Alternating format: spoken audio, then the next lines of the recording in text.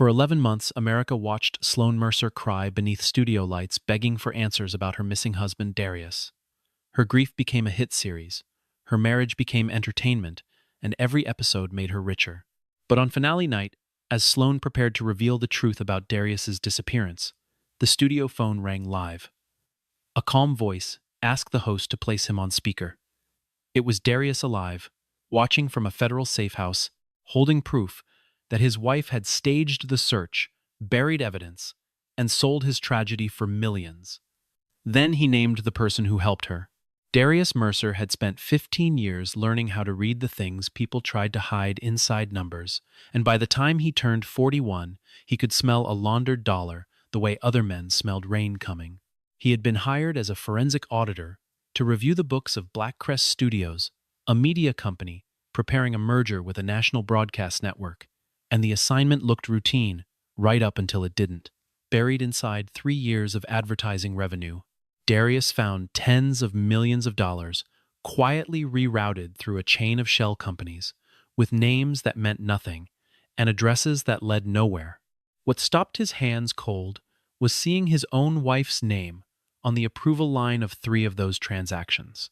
Sloan Mercer worked as a senior producer at Blackcrest, and for years she had felt that Darius looked down on her ambition, though the truth was simpler and harder than that.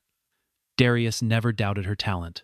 He doubted the way she was willing to bend a fact until it screamed louder than the truth, because that was the only thing he had ever seen her do that frightened him.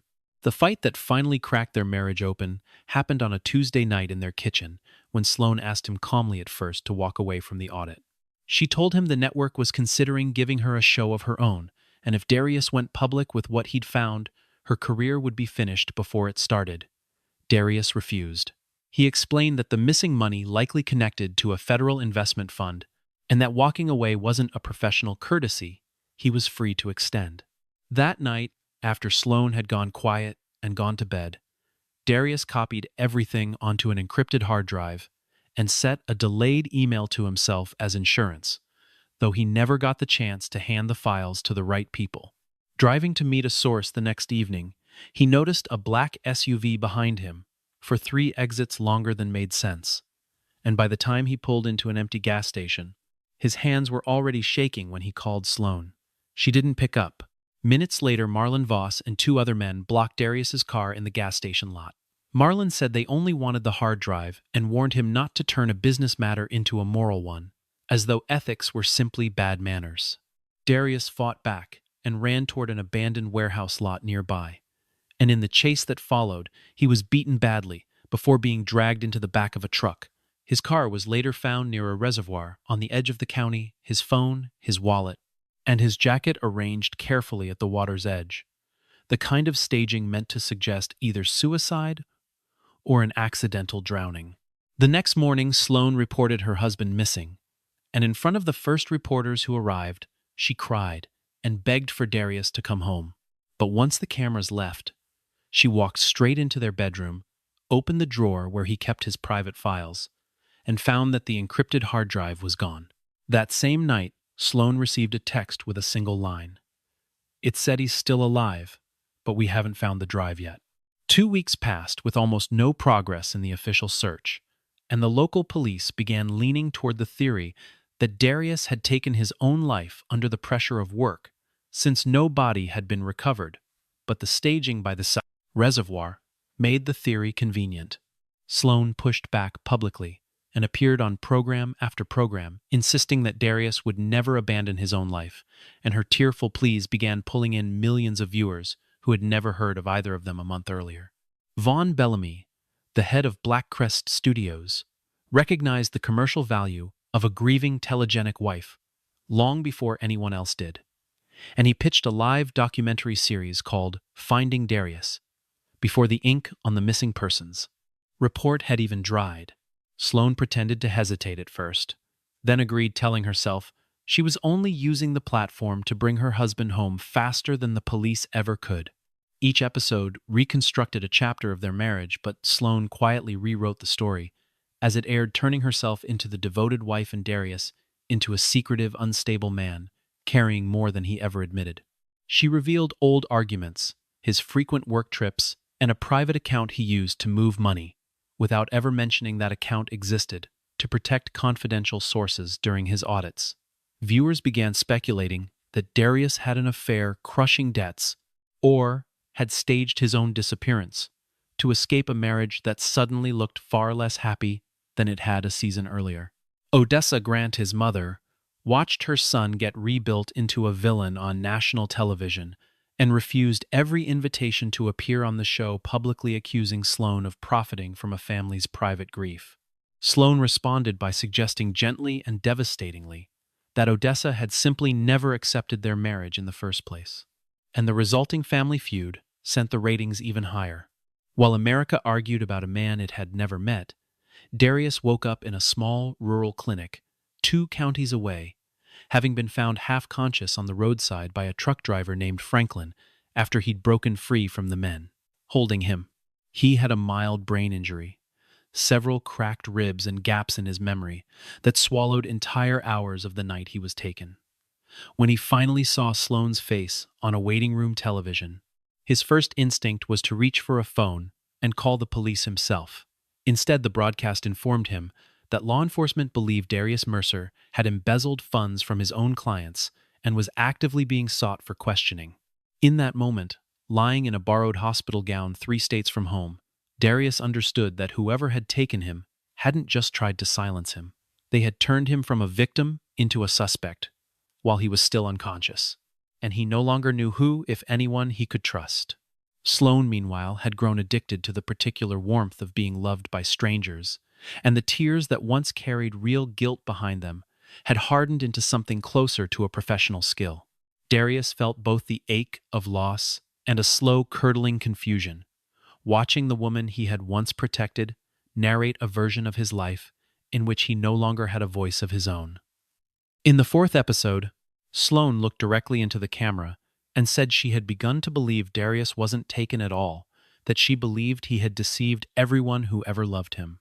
Hundreds of miles away, Darius sat in a rented room with a hard drive in his lap that his kidnappers didn't know he still had, watching his own wife tell the country he was a liar. He couldn't risk appearing anywhere in public while being described nightly as a criminal, so he used cash and an old identification he'd kept from a college internship to rent a room at a roadside motel outside the city. When he finally opened the hard drive, he found the most critical files locked behind a 2-step authentication system tied to a phone that was now sitting in a police evidence locker. Through a mutual contact, Darius reached Reese Holloway, an investigative reporter who had once dug into Blackcrest's finances before being pushed off the story for asking too many questions. Reese assumed at first she was being hoaxed, until Darius described in exact detail a private interview they had conducted together 3 years earlier that no one else could have known about. They met in an underground parking garage where Reese told him something that changed the shape of everything he thought he understood about his own disappearance. Sloane, she said, had personally requested Reese's removal from Blackcrest after Reese began investigating a series of payments made to a company called Meridian Storyworks.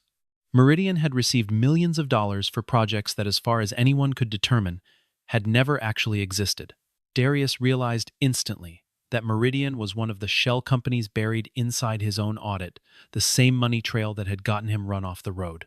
Reese went further, revealing that Finding Darius itself was partially financed using the same laundered funds Darius had originally been hired to uncover, meaning Blackcrest was funding a show about his disappearance using the very money that had caused it. Darius suspected Sloane was involved, though he still didn't know whether she understood the full scope of the scheme or had simply been used by Vaughn, the way he had once trusted her not to be used by anyone. He watched a live taping from a distance one evening and saw Sloane step out of a luxury car, surrounded by fans, signing a new endorsement deal, like a woman who had never once wondered where her husband might be sleeping that night. Marlon Voss stood beside her, close enough that Darius's pulse spiked at the sight of him, and pieces of that first violent night began surfacing in fragments. He remembered Marlon's voice, the smell of cigarettes inside the truck, and a woman's voice on speakerphone saying clearly, "Don't let this become a homicide." He couldn't yet be certain that voice belonged to Sloane, and some stubborn, aching part of him didn't want it to. Reese helped him pull the show's production ledgers, and together they found a bonus payment, made to Sloane almost immediately after Darius vanished, recorded under the label Exclusive Story Acquisition Fee, evidence that Blackcrest had purchased the rights to his tragedy before the official search had even wound down. Darius began to understand that his disappearance hadn't been an opportunity Sloane simply seized after the fact. It had been converted into a commercial asset almost instantly, as though someone had been waiting for exactly this. Some quiet, stubborn part of him still wanted to believe Sloane had only made a frightened mistake, and he found himself remembering the small apartment they'd shared in their 20s, each of them propping up the other's career with nothing but belief and borrowed time. Reese warned him gently that he might be searching for a wife who no longer existed inside a woman who had changed. 3 days before Darius vanished, Vaughn had asked Sloane on a recording. Reese managed to obtain whether she would be strong enough to stand in front of a camera if Darius disappeared. Sloane's answer came back clear and cold. "I have been standing in front of cameras my whole life to prepare for this moment." Reese spent the following days pulling every public record she could find on Meridian Storyworks, tracing invoices back through 3 layers of shell registration, before finally reaching an address that turned out to be a mailbox rental store in a strip mall 2 counties over. She discovered that Meridian had been incorporated only 4 months before Darius began his audit, which told her the company existed for exactly one purpose. And that purpose had nothing to do with producing entertainment. Darius cross-referenced the invoice numbers against his own notes from the audit and realized the payment schedule matched almost perfectly with the timeline of his disappearance, as though the entire operation had been built around the assumption that he would eventually get too close. He began to suspect that his investigation hadn't simply uncovered an existing crime by accident, but had instead triggered a contingency plan that Vaughn and Marlin had prepared long before he ever opened the first file. That realization unsettled him more than anything else, because it meant the danger hadn't come from what he found. It had come from how quickly certain people were willing to act once they suspected he might find it at all. Finding Darius became a genuine phenomenon, and Blackcrest announced that the final episode would air live coast to coast, with Sloane promising new evidence that would finally explain what happened to her husband. The production team rebuilt the Mercer house inside a studio soundstage down to the last detail, hiring an actor to portray Darius and restaging their old arguments using scripts that bent further from the truth with every draft. In one reconstructed scene, the actor playing Darius smashed furniture and threatened Sloane a moment that had never happened in their marriage. Not once, not close. Odessa spoke out publicly against the portrayal and was attacked online for it old interview clips of her spliced and recut until she looked bitter and controlling on screens across the country. Darius watched his mother get torn apart for defending him while he stayed hidden.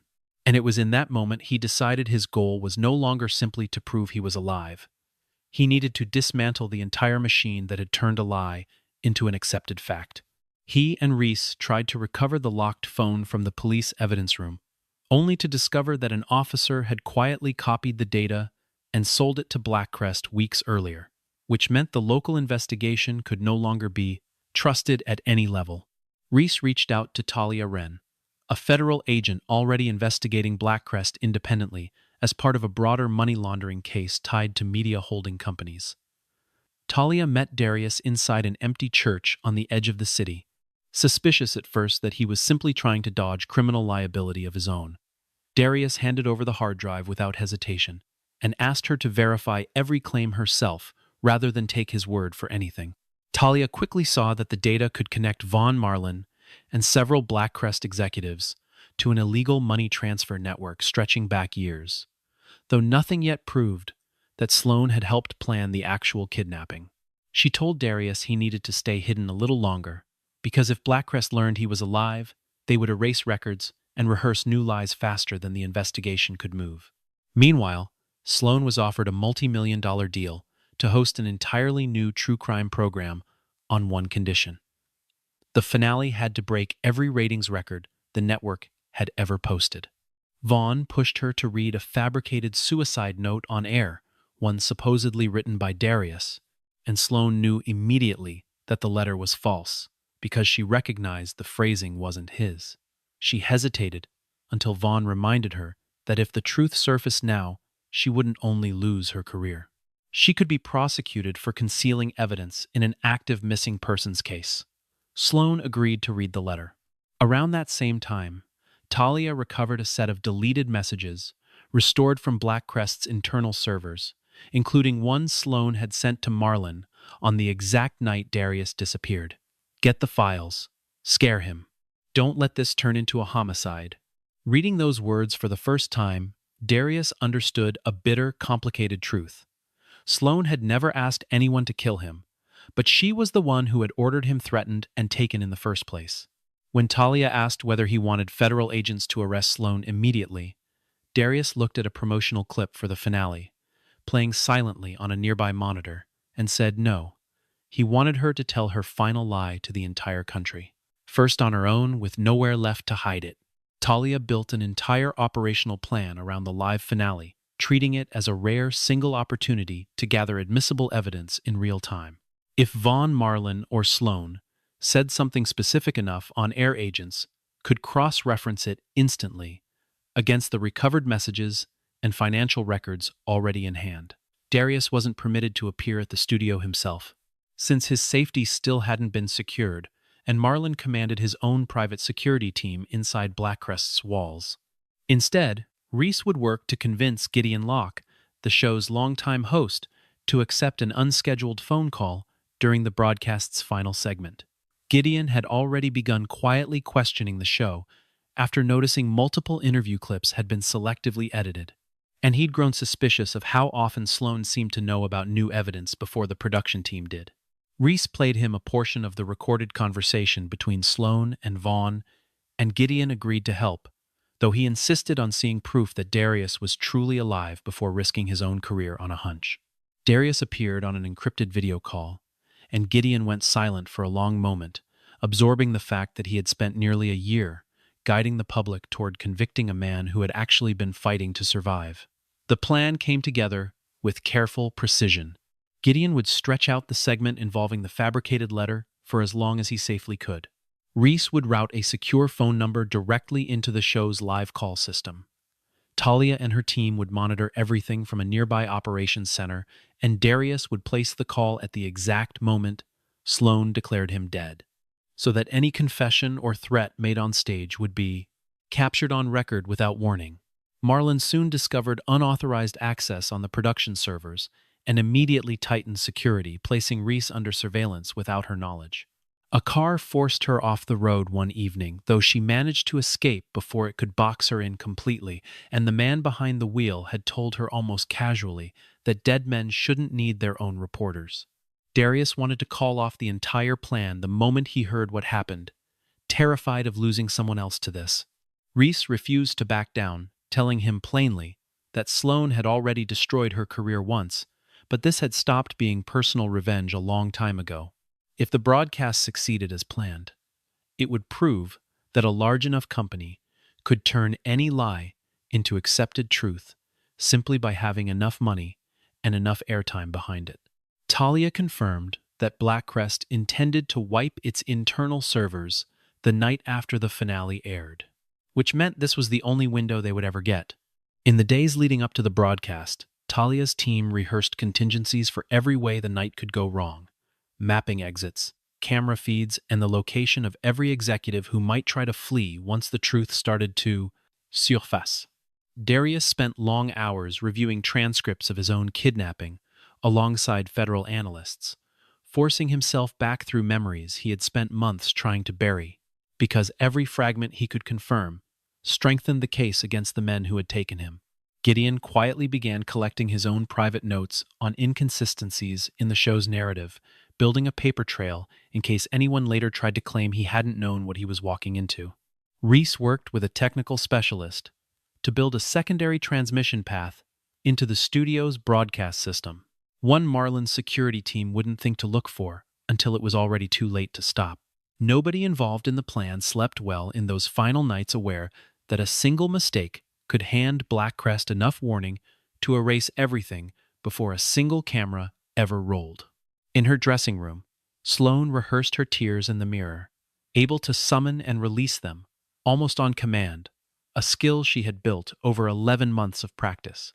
But when a prop assistant handed her a replica of Darius's wedding ring for the reconstructed proposal scene, something in her chest caught unexpectedly, and for a few seconds, she remembered the real moment, the real man, the real hope they'd once shared before any of this began. Vaughn walked in, holding her new contract, and reminded her that millions of people had already chosen to believe her, and that the truth mattered far less now than the story the public had already accepted as fact. Sloane signed the contract anyway, telling herself one more time that she had simply gone too far to turn back. A few hours before the broadcast began, Talia received an alert that the location of Darius's safe house had somehow been compromised. As Darius looked out through the blinds, a black SUV pulled to a stop on the opposite side of the street engine, idling waiting. Federal agents moved Darius out through a rear exit within minutes, and the SUV turned out to be a decoy meant to flush him into the open, though its presence confirmed that Blackcrest either knew or strongly suspected he was still alive. Talia relocated him to a secure operations room, just a few blocks from the studio, close enough that he could watch every second of the broadcast and place his call precisely when the moment arrived. Outside the studio, the audience packed in tight beneath a massive photograph of Darius hanging behind the stage, printed above the words "The Final Truth" in letters 6 feet tall. Sloane walked out in a black dress to a long-standing ovation, embracing Gideon warmly and telling the crowd that tonight, at last, she could finally let her husband go. Gideon kept his composure, but stole a glance toward the control room where Reese sat disguised as a content consultant, watching every monitor at once. The broadcast moved methodically through its manufactured case against Darius, showing his abandoned car by the reservoir, the supposedly embezzled funds, a paid witness reciting a rehearsed account, and a staged reenactment of Darius storming out after a fight that had never actually taken place. Each piece of evidence had been arranged to lead viewers to a single tidy conclusion: that Darius had stolen money, fled his own life, and died somewhere while trying to cover his tracks. Across town, Odessa watched from her living room, flanked by 2 federal agents, aware only that her son was alive somewhere and that something significant was about to happen. When she finally heard Darius's voice through a private line for the first time in 11 months, she could barely speak, and when he apologized for not being able to come home sooner, she told him not to apologize for having survived. That short private call steadied him more than anything Talia's team could have offered. Back on stage, Gideon asked Sloane how she had come to believe the fabricated letter was genuine, and she answered that she recognized his phrasing and his handwriting, though her voice wavered slightly on the second half of the sentence. Gideon asked whether she would be willing to let an independent expert examine the letter, and Sloane froze for just a moment too long before answering. From the wings, Vaughn signaled urgently for Gideon to change the subject, but Gideon pressed forward instead, asking the exact date Sloane claimed to have received the letter, a date that directly contradicted the official police report. Marlon realized immediately that Gideon had abandoned the script, and he ordered the interview cut to commercial, but Gideon refused to stop and told the control booth they were staying live. In the operations room, Reese quietly locked out remote transmission control for 90 seconds, just long enough that Blackcrest couldn't cut the feed even if they tried. Sloane began reading the fabricated letter aloud, her voice trembling with rehearsed grief. "Sloane, by the time you read this, I won't be here anymore." Darius watched his own wife weep in front of millions of strangers over a death that she knew had never been confirmed, and something inside him finally settled into stillness. He dialed the number. On Gideon's desk, a phone lit up, and the entire studio fell into a silence so complete that the hum of the lighting rig was suddenly the loudest sound in the room. Gideon looked directly into the camera and said they had just received a call from someone claiming to be Darius Mercer. Sloane's hand opened, and the fabricated letter slipped to the floor. Sloane demanded that Gideon refuse the call, insisting it had to be a cruel prank aimed at exploiting her grief. Gideon put the phone on speaker instead and asked the caller to prove who he was. Darius offered a detail only Gideon could have verified from their earlier private video call, then turned his attention to Sloane, mentioning a small crack behind the face of the wedding watch, She'd once given him a detail that had never once been made public. Sloane's face drained of color in real time, broadcast to a national audience already leaning forward in their seats. Online viewership spiked so sharply that servers across 3 streaming platforms briefly buckled under the load. Darius didn't accuse her outright. Instead, he asked one simple question. "Did you know I was alive when you signed the contract to sell my story?" Sloane insisted she hadn't known and demanded to know where he was hiding. Darius refused to answer. He asked instead why she had told the police their marriage was happy, while telling millions of viewers he had frequently threatened her on camera. Sloane said she had been too afraid to tell the truth. Darius asked why the supposed suicide letter had been created on a Blackcrest computer 4 days after he vanished a detail. Sloane clearly hadn't expected him to know. Vaughn ordered a technician to cut the call entirely, but Reese blocked the command from her console, while Gideon held the phone directly against his own lapel microphone to keep the signal alive. Darius read out the transaction code tied to the bonus payment Sloane had received immediately following his disappearance, revealing just enough to send both Vaughn and Marlon into visible panic without exposing everything they had. Marlon strode onto the stage under the pretense of protecting Sloane, and Darius recognized his voice instantly, asking calmly whether he still smoked the same cigarettes he'd smoked in the truck that night. Marlon went rigid where he stood.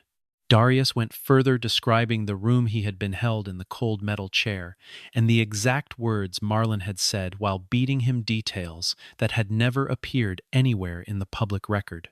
Sloane tried desperately to redirect the narrative, accusing Darius of using this moment for revenge over a broken marriage. Darius answered that a broken marriage didn't give her the right to stage a kidnapping, fabricate evidence, and profit from claiming he was dead. It was the first time the word kidnapping had been spoken aloud on the broadcast, and the studio audience's expression shifted visibly from sympathy to suspicion in a matter of seconds. Darius admitted he had once wondered whether Sloane had simply been pressured by Vaughn into silence, but the text message she had sent Marlon answered that question for him. He read it aloud, word for word. "Get the files. Scare him. Don't let this turn into a homicide." Sloane, losing all composure, screamed that she had never wanted him dead, and in doing so, accidentally confirmed she had known about the plan against him all along. Gideon asked slowly and deliberately what exactly she had wanted to happen to her husband instead. Sloane turned desperately toward Vaughn, hoping he might somehow rescue her from what was unfolding. Instead, he stepped backward, speaking just loudly enough for the microphones to catch every word. "Don't look at me. This was your idea." Sloane understood in that instant that Vaughn intended to let the entire collapse fall on her alone. She fired back that it had been Vaughn who first proposed turning the disappearance into a television event, and that he had promised to protect her if she helped retrieve the hard drive from Darius in the first place. Vaughn denied everything and demanded the broadcast be cut immediately. Marlon moved toward the control room, locking several doors along the way and ordering security to confiscate Reese's phone. Reese managed to send an emergency signal to Talia before her device was taken from her hands. Federal agents were already moving through the building, but Talia held them back from storming the stage directly since Marlon had triggered an internal lockdown and hundreds of audience members remained inside the room. She wanted the arrests made without triggering a panic in a packed studio. Darius kept talking through the phone line specifically to keep everyone in place calm and steady, even as the room around him fractured. He revealed that the hard drive was now securely in federal hands, and that the shell companies, the illegal payments, and every piece of deleted data had already been fully recovered. Vaughn realized his career had effectively ended and immediately turned on Marlon, accusing him of acting outside his instructions. Marlon shouted back that Vaughn himself had ordered Darius made to disappear long enough for the merger to close. Sloane insisted she had only agreed to have Marlon threaten Darius and retrieve the files, and that she never authorized violence or a staged death scene by the water. Darius asked her plainly why she hadn't gone to the police the moment she realized things had spiraled beyond what she'd agreed to. Sloane offered no answer. Darius answered for her instead. Because the next morning her follower count doubled. 2 days later, Vaughn offered her the show, and a week after that, her first payment arrived in full. She had been given chance after chance to save him and chosen her own visibility every single time. Marlon grabbed Reese and dragged her onto the stage, accusing her publicly of orchestrating the fraudulent call herself. Gideon stepped between them, and Marlon shoved him aside. Snatching the phone off the desk in frustration, Darius called out Marlon's name, reminding him that dozens of camera angles were capturing every movement live across the country. Marlon smashed the phone against the floor in a burst of fury. But Darius's voice continued through the studio's main sound system regardless, because Reese had already rerouted the call onto a backup line the moment she saw Marlon approaching. The studio doors burst open, and Talia Wren walked in flanked by federal agents, announcing a search warrant for Black Crest Studios in a voice that carried across the entire room. Marlon tried to bolt through a rear exit and was intercepted before he cleared the hallway. Vaughn attempted to slip out through the crowd. Sloane simply stood frozen on stage, still bathed in the exact lights she had spent almost a year chasing. Talia approached Sloane but held off, placing her in handcuffs just yet. "Your husband has asked to speak with you one final time before we take you in," the agent said. The enormous screen behind the stage flickered and came alive. Darius appeared live for the entire country to see. For the first time in 11 months, Sloane saw her husband's face and knew without question that he was alive. He looked thinner, with a fresh scar near his temple, but entirely composed, and the studio audience quietly registered that the man they'd been told to fear as unstable was calmer than everyone left standing on that stage. Sloane broke down in genuine tears, insisting she had believed Marlon released him and that she assumed Darius had simply been hiding to punish her. Darius asked why in that case she had never once confronted Marlon to demand an answer. Sloane said she had been afraid. Darius told her gently, but without softening it, that she hadn't been too afraid to keep the money, the contract, or the spotlight. He didn't raise his voice. His stillness made every excuse she offered sound thinner than the one before it.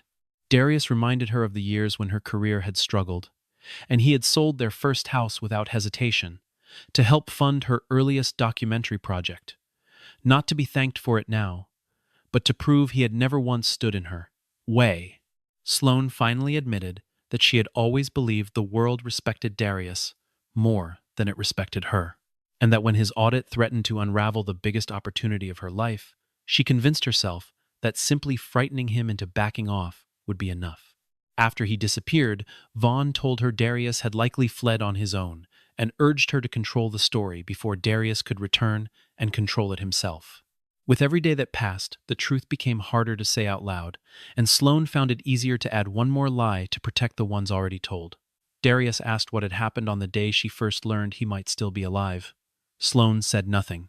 Talia played a recording that had never been made public, in which Marlon informed Sloane 6 weeks after the disappearance that no body had been found, and that evidence suggested Darius had actually escaped. Sloane's own recorded voice answered him without hesitation. "Then make sure he can't come back before the finale." The recording proved that Sloane hadn't merely covered up an act she regretted. She had actively worked to extend her husband's disappearance so the show could continue running. Sloane collapsed into herself on stage, admitting she no longer recognized the person she had become over the course of the year. Darius told her she had recognized it at every single step and simply chosen to take the next one anyway.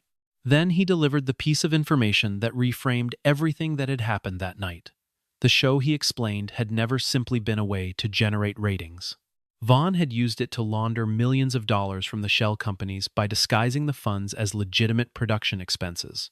Sloane's name appeared on nearly every approval document because Vaughn had quietly positioned her from the beginning to take the fall if the operation was ever discovered. Sloane understood, in that instant, that she had been both an accomplice and a planned sacrifice at the very same time. She turned toward Vaughn and began speaking rapidly, detailing the private arrangement between them, the secret meetings, and the accounts he had used to move the money. Talia signaled her agents to capture every word for the official record. Sloane asked Darius quietly now whether he had ever intended to come back to her at all. Darius slid the wedding ring from his finger and answered her plainly, "I called to come back to the truth, not to you." Talia placed the handcuffs on her wrists. Before she was led away, Sloane asked one final question, wanting to know who had sent Darius the copy of the data that ultimately kept him alive. Darius looked directly at Vaughn as he answered, "The person both of you decided was expendable enough to sacrifice." The person who had made that copy was Nadine Porter Blackcrest's former head of accounting, who had discovered the illegal transfers on her own months earlier and quietly duplicated the records before Vaughn found a reason to force her out. Nadine had reached out to Darius the very week before he disappeared, and it was on his way to meet her that his car had first been followed. After learning that Darius had vanished, Nadine went into hiding, terrified she would be next, and eventually passed her copy of the evidence to Reese, giving Talia the missing pieces needed to close the case completely. In the months that followed, Vaughn Bellamy was charged with conspiracy to commit kidnapping, money laundering, obstruction of justice, and evidence fabrication.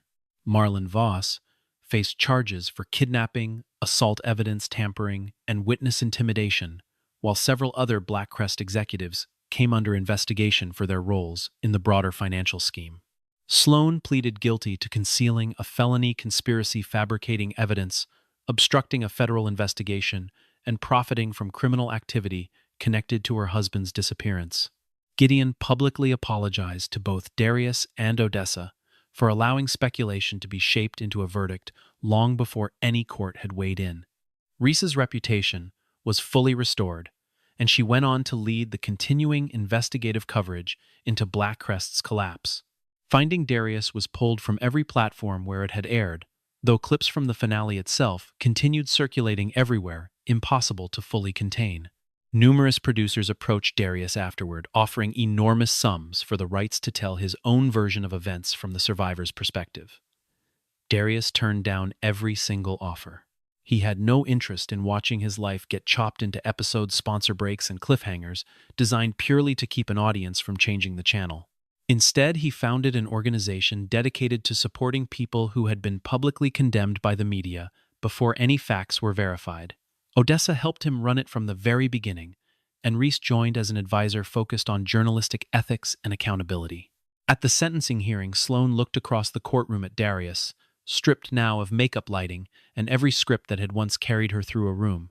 She asked permission to say one final thing before the proceedings closed. Sloane told the room that for nearly a year, she had told the entire country exactly who Darius was. The only person she had actually exposed, she said, was herself. Darius said nothing in response. He simply nodded once and walked out of the courtroom without looking back.